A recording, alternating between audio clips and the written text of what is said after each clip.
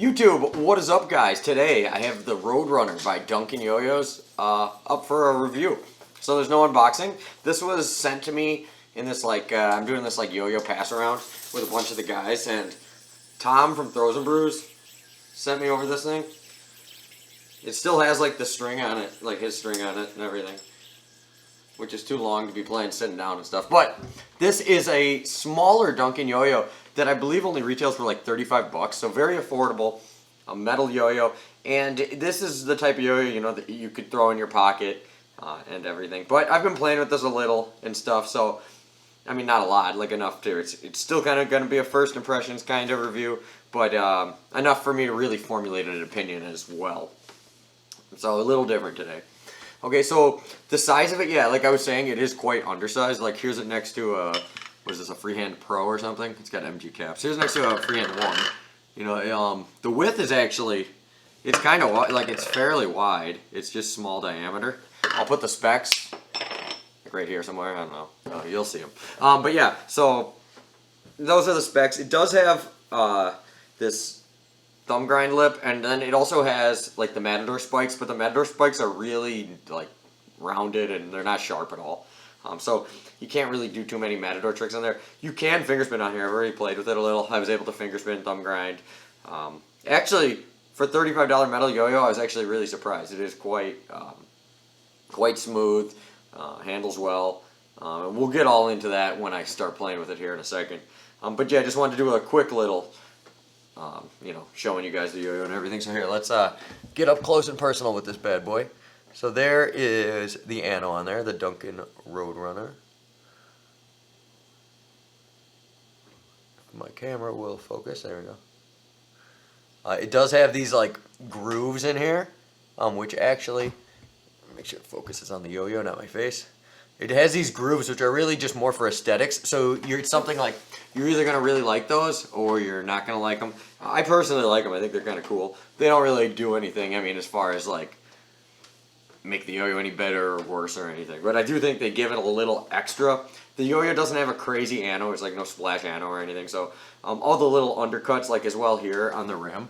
This is actually, I like these little undercuts it has here on the rim and stuff too, which are really nice. Just this little groove here.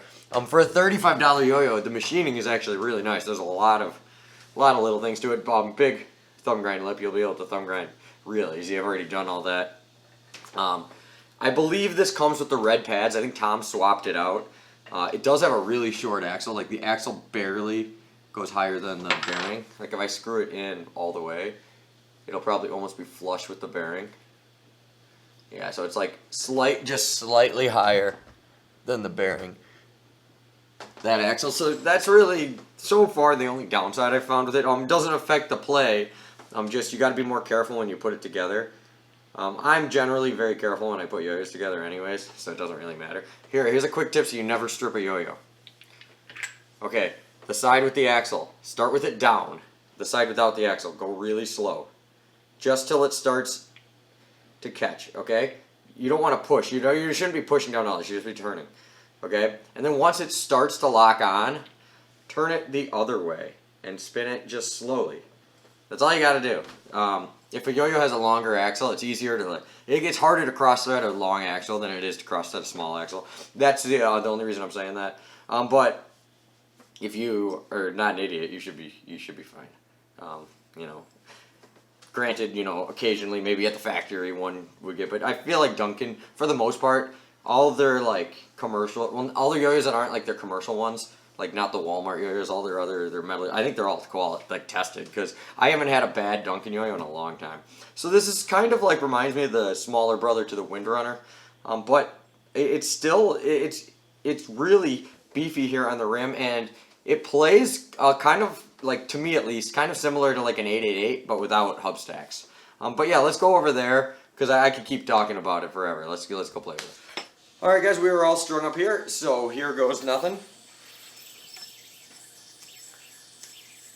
Okay, now I've already had this yo-yo for a couple days, and to be honest with you, this yo-yo, just the size of it and everything, it's kind of in the wheelhouse of my favorite type of yo-yos. And a lot of the yo-yos I grew up playing with when I was younger. Come on, fake knot. So that being said, like it was almost like I was gonna like this thing no matter what. It's a cheaper yo-yo. That's the size of yo-yo that I really like. And yeah, I don't always like competition yo-yos are great and everything, but the size of a competition yo-yo, like they're awkward to have in your pocket. I don't like wearing yo-yo holders. So yo-yos like this are pretty much like the only ones I take out of the house. Like the Hot Diggity is basically the biggest yo-yo I ever put in my pocket. And this one, you know, it's even smaller. But you can still, you know, bust it out and pull off all your best tricks and everything. Now, it's definitely not as stable as something like the Windrunner or the Grasshopper. That being said, it is a little nimbler, a little faster, a little easier to regen, just because it's smaller in general. For like your front style tricks and stuff, it's very easy to like just generate speed and keep going. Now come on. Jesus, this trick's not even hard. There we go. Now the size of this, yeah, once again is like right what I like. But the width is actually like totally normal for I mean even on par with like competition level throws and all that. And it's $35 yo-yo.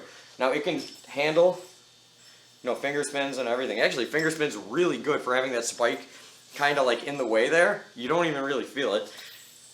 Same with thumb grinds as well. Now this thing, it does have a really, really nice finish. It does have a bead blast finish.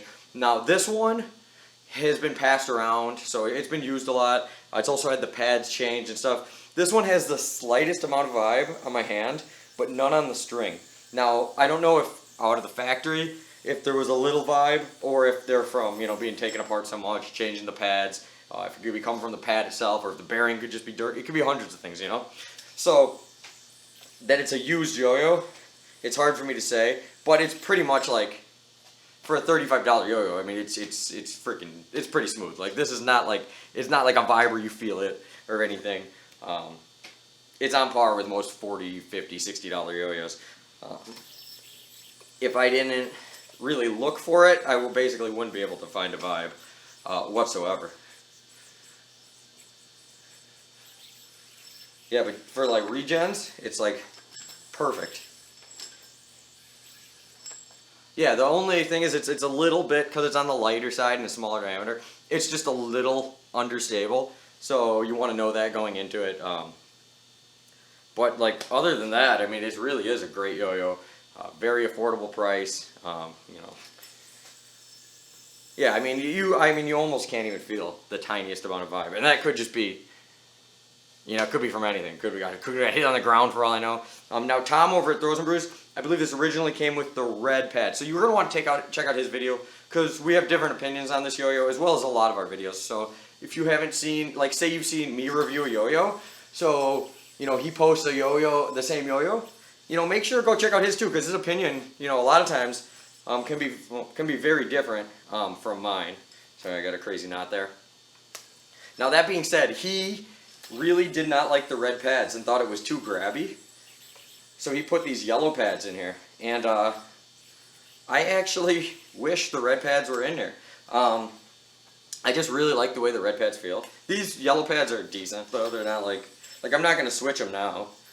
But if I wear it out, like if the pad completely wore out, I would switch it with some RTB silicone or just a Duncan red pad. And you know, it'd be right what I wanted. Yeah, because I personally like yo-yos. Like I hate missing binds. Like there's nothing I hate more than when I miss a bind. It just drives me crazy. So I love, you know, these yo-yos with the super tight binds. And I just have always personally loved the red silicone. When people first started siliconing yo-yos, that's like all anybody used. Before flowable silicone, like people even knew you could use it for yo-yos, everybody used red. So I just got so used to it over the years that the red silicone is always my favorite. It just feels like the most what I'm used to, I guess you could say. But yeah, with these yellow pads, still plays really good and everything. But yeah, I think for the price, this thing is actually really good. If you like smaller diameter yo-yos, if you're somebody that you don't like smaller diameter yo-yos, then you're not gonna like it. But if you do, and you just want something you can take out of the house, also too, it's not that expensive. So if you lose it or you let somebody use it and they whack it on the ground or something, you're not gonna cry yourself to sleep or anything. So, you know, not too bad. So yeah, but Duncan, I think you did a pretty good job with this one. Thank you guys for watching. I'll see you later, and peace out.